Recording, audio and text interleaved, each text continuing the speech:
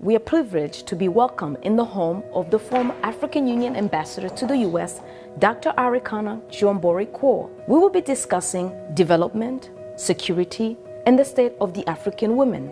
Welcome to the conversation. IMF, World Bank, all other institutions, they make African countries jump through hoops. Loans will never be able to pay. The US, when they borrow money, they're getting it in 1.5, 1.9 interest rate. Africans, when they get the same amount of money, they're paying 9, 10%. The people who don't need a break, they get a break. The ones who need a break, they don't get a break. The sheer survival of the World Bank, IMF, is based on the fact that African countries and many other developing countries do not succeed. Their success is based on our failure. That has to change. And guess who can make that change? We. The children of Africa, we, the Africans, are the ones who have to say, we know your game now. Enough is enough. We're not playing it anymore. And this is where the diaspora come in. There are more Ghanaian doctors in New York City than in the entire country of Ghana. There are more Nigerian doctors in LA than in the entire country of Nigeria. So let's be serious here. What Africa needs is capacity, capacity, capacity. And that capacity is in the diaspora. So it behooves us to bring the diaspora together. Let them understand what is really going on in our Africa. Diaspora are not going home. Diaspora are angry about Africa because they are not understanding the root cause of why Africa is where it is today. They think getting rid of a president will take care of the problem. Far from it. That president is just going to be replaced by another one who is going to equally suffer from the same difficult environment to work in. So let's look at an Africa that must be free to take care of herself, an Africa that's free from exploitation from outsiders. The multinationals who are stealing from Africa every day in broad daylight. I use an example of the DRC. If you ever fly very low over the DRC, you'll see tarmacs in the jungle. You'll see 747s flying into DRC, picking up minerals and flying right out. The same multinationals are responsible for arming young people and giving them MK-16s. Because why? Their satellites in the skies are telling them where that village is. There are lots of diamonds. So what do?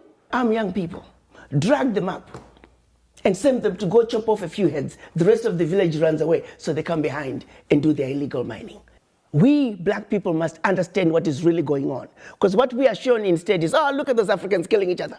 There are some serious games that have been played in Africa for far too long.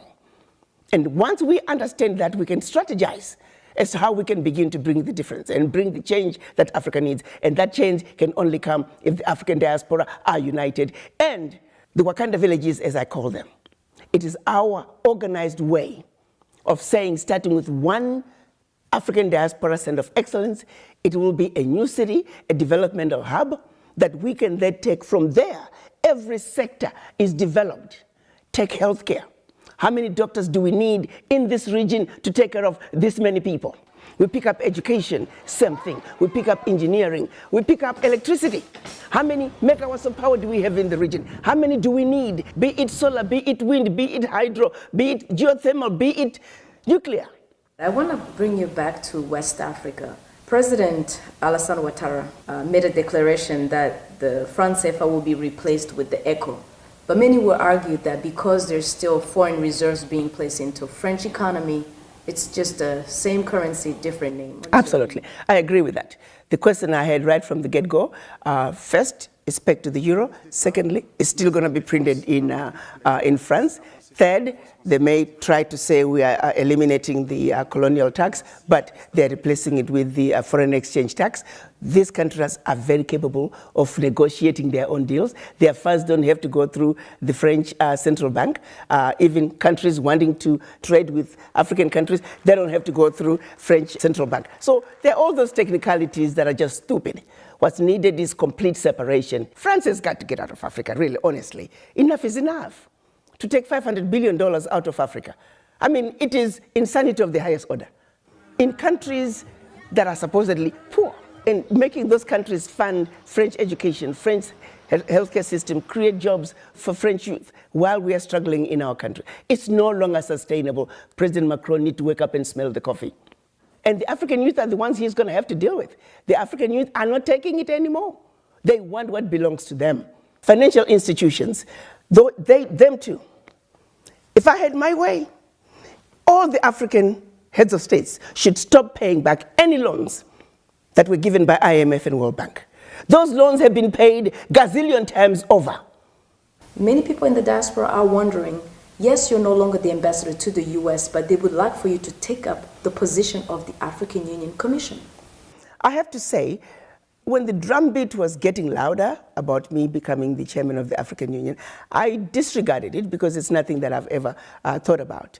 But increasingly, as we are looking at the implementation of the African Continental Free Trade Area, you have to understand the role of the African Union Commission is to be the implementer of the decisions that are agreed upon by the African heads of states. So it's important that we not get a career diplomat who's now only looking for their next position. We need somebody who can think outside the box. We need a business-minded person because people are dying, my dear young child. We've got to realize that children are dying every day. Women are dying every day. Millions of youth are unemployed and we're too busy being diplomatic, not hitting the nail in the head. If we don't get an African Union chair who realizes that you're under the table and they're making you fight with your brothers and sisters as to who got the larger chunk of the crumbs under the table. That way, you never have to talk about what's on the table. That is a blind chair. We need somebody who gets it. I do know that there's a need for major disruption at the African Union level. If I were to become chair of the African Union, I want to bring disruption. As we look at the African woman today, when we seek for crucial areas where she can be empowered and enabled, where should we focus? Should we focus in land right for economic freedom, or should we focus on them being in leadership positions for decision-making process? First of all, in order for the African woman to move forward, it starts with the mind. Women in general, actually, we have a tendency to just apologize and we just don't think we're quite able to get there. Granted, our challenges are real. Let's make a commitment to say we will succeed. Nobody is superior to us. We will get the job done. Let's find strength within each other that we are going to take care of ourselves. We're taking care of our neighborhoods, we're taking care of our homes, we're taking care of our Mother Africa. That commitment and that change of mindset, once we have the change of mindset, the game is over. Because you can take me wherever you take me. If my mind is in the right place, there's nothing you can do to me. There are no games you can play with me. On that very point, what is your view on gender equality, in the African context especially? In African culture, we, the women, have always ruled. The men might think that they have ruled, but behind the scenes, it was always us. I like to share the story of Nanaya Asantwa. She was the gatekeeper of the golden stool in the Ashanti kingdom.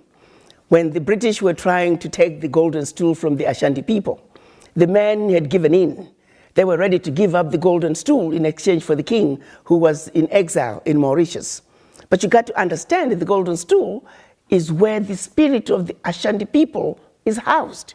So when you give up the golden stool, you have given up the spirit of a people. Our men, our Ashanti men, were ready to give up the spirit of the Ashanti people. Nanaya Asantwa, as the gatekeeper of the golden stool, she said, absolutely not. And let me paraphrase her speech. She said, I shall call upon all my female sisters.